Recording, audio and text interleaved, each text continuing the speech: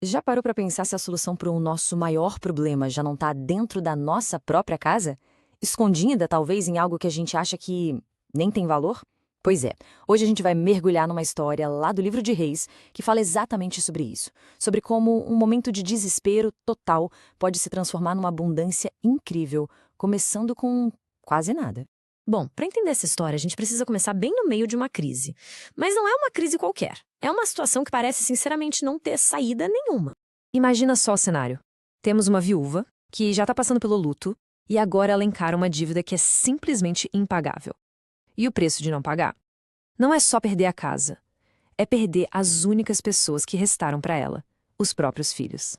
Essa ameaça do credor, ela é brutal, é direta.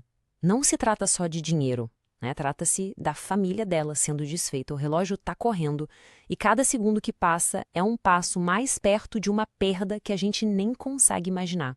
E para a gente ter uma ideia da gravidade disso tudo, a gente precisa entender o contexto daquela época. Sem um marido, uma viúva não tinha praticamente nenhum direito, nenhuma segurança financeira. A lei não estava do lado dela. Na verdade, a lei permitia que os filhos dela fossem levados como pagamento. Ou seja, ela estava numa situação de impotência total e absoluta. Sem ter mais para onde correr, sem ter a quem pedir ajuda, ela faz a única coisa que podia. Ela vai atrás de um profeta. É um ato que nasce do desespero mais profundo. Mas o que ela não sabia é que esse era o primeiro passo para uma solução que ela nunca poderia ter imaginado. E é exatamente aqui que a história dá uma virada espetacular. Tudo muda com uma única pergunta. Uma pergunta tão simples, mas tão profunda, que vira todo o problema de cabeça para baixo. Olha só a pergunta do profeta Eliseu. Ele não foca no que ela não tem, no dinheiro, na falta de recursos. Ele ignora a dívida por um segundo e joga o foco na única coisa que ela tem. A resposta dela, que vem direto do texto bíblico, é um retrato puro do desespero, sabe? Na cabeça dela, ela não tem nada, absolutamente nada de valor. Só uma botijinha de azeite, pequena, quase esquecida num canto. E aqui tá o pulo do gato. Do ponto de vista dela, o que ela tinha era quase nada, mas de uma perspectiva maior, divina, aquela botijinha de azeite era tudo. Era, na verdade, a matéria-prima para o milagre que estava prestes a acontecer. E agora a coisa fica, digamos, um pouco estranha. O profeta Eliseu dá umas instruções que desafiam completamente a lógica. Para seguir o que ele diz, a viúva ia precisar dar um verdadeiro salto de fé no escuro.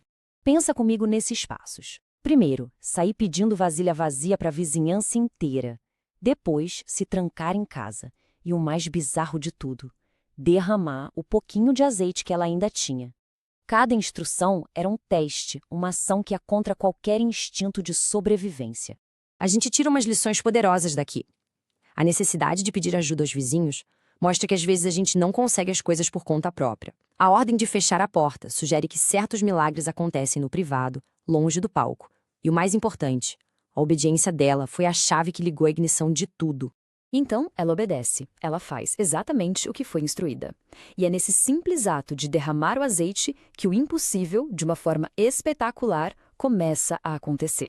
Preste atenção nessa frase, porque ela é a essência de tudo. O azeite não se multiplicou enquanto estava parado. Ele se multiplicou no movimento, no fio de azeite enquanto ela agia.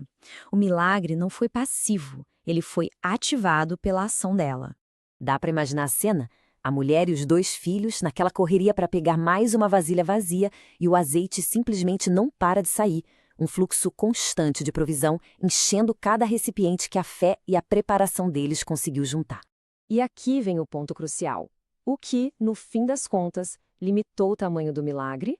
Surpreendentemente, não foi a quantidade de azeite na botija original.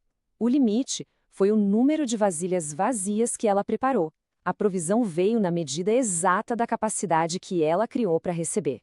Ok, o milagre está completo. Mas e aí, qual foi o resultado prático disso tudo? E mais importante, o que essa história incrível tem para nos ensinar?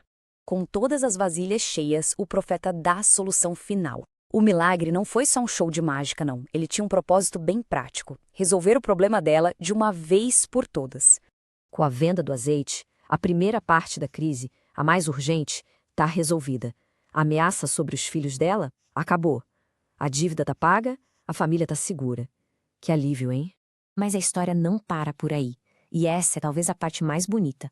A provisão não foi só o suficiente para pagar a dívida. Foi abundante. Tinha o bastante não só para quitar o passado, mas para garantir o futuro dela e dos filhos. Então, o que a gente tira disso tudo? Primeiro, que o extraordinário pode começar com aquilo que a gente já tem em mãos, o comum. Que a fé precisa de ação, e que muitas vezes a solução não só resolve o problema, como excede a nossa necessidade. E claro, que essa solução pode ser limitada pela nossa própria preparação para recebê-la. Isso tudo nos leva a uma pergunta final para a gente refletir. Qual é a nossa pequena botija de azeite? Aquilo na nossa vida que a gente acha que é pequeno, talvez até insignificante?